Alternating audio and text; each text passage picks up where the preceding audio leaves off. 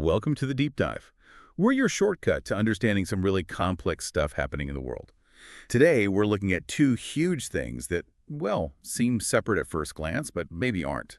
We've got the conflict heating up between Iran and Israel, and then the resultant impact of the 2024 U.S. election. Exactly. And our mission here, really, for you listening, is to connect those dots, to really unpack how these major events influence each other and, what that means for global stability, maybe even for your wallet. Okay, so let's start with the Middle East.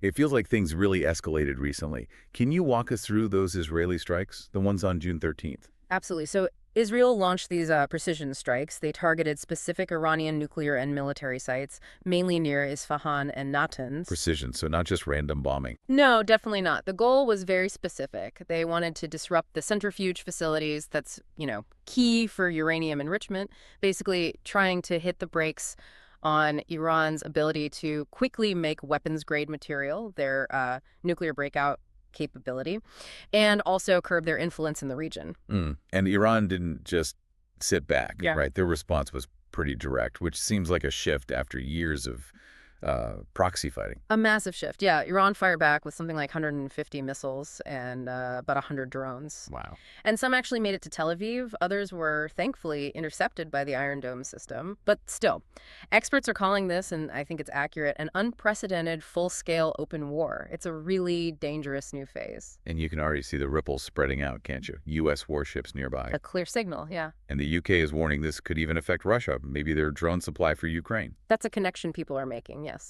The Shahid drones. And, of course, the economy.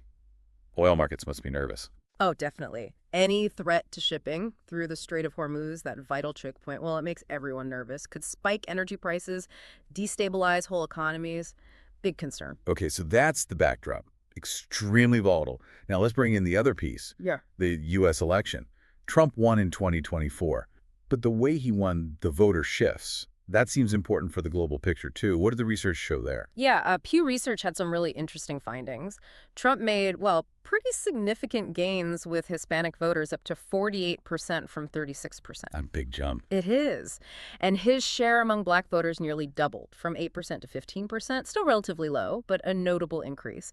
And another key thing, men under 50, they flipped narrowly to Trump, 49% to Harris's 48%. That's a reversal from 2020. So it wasn't just people switching parties. Not entirely, no. A lot of it was driven by higher turnout among Republican-leaning voters, especially in those key swing states. It gave him, a fairly solid mandate. And with Trump back in the White House, given his past actions, Yeah. this connects directly back to the Middle East, doesn't it? It absolutely does, critically so. Remember, President Trump had already ordered U.S. strikes on Iranian nuclear sites before this latest Iran-Israel flare-up. Places like Fordo, Natanz. Right, I remember that. And the Hormuz shipping lanes, too. Exactly. He moved to close those off. Israel praised it at the time, called it a Churchill moment, Well, Iran obviously saw it very differently. Very differently. Tehran accused Washington of illegally breaching IAEA safeguards, those international agreements meant to monitor nuclear programs. So you put that history together with the current war and the fact that there's now, let's say, a political cover for deeper U.S. involvement, well, it really raises the stakes. It feels like we're moving from a regional war towards something potentially bigger. That's the fear, that U.S. involvement could escalate this into a global conflict. So looking ahead, what do the sources suggest might happen next? What are the scenarios on the table? Well, our sources lay out a few possibilities. One is deeper U.S. involvement that could potentially aim for regime collapse in Iran, but that's incredibly risky, could trigger much wider retaliation. Okay, what else? Another path is some kind of diplomatic ceasefire. But given the violations we've already seen, you have to wonder how fragile that would be. Right, not much trust there. Not much at all.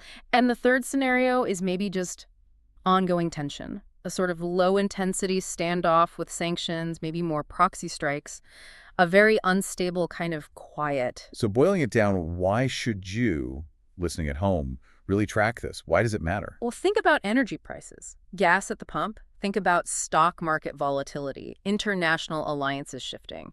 These aren't just abstract geopolitical games. They have real impacts on, the global economy, supply chains, potentially your daily life. And the U.S. election outcome, it really does provide a sort of political pathway for deeper U.S. action, making this a genuinely critical moment. So the takeaway seems clear.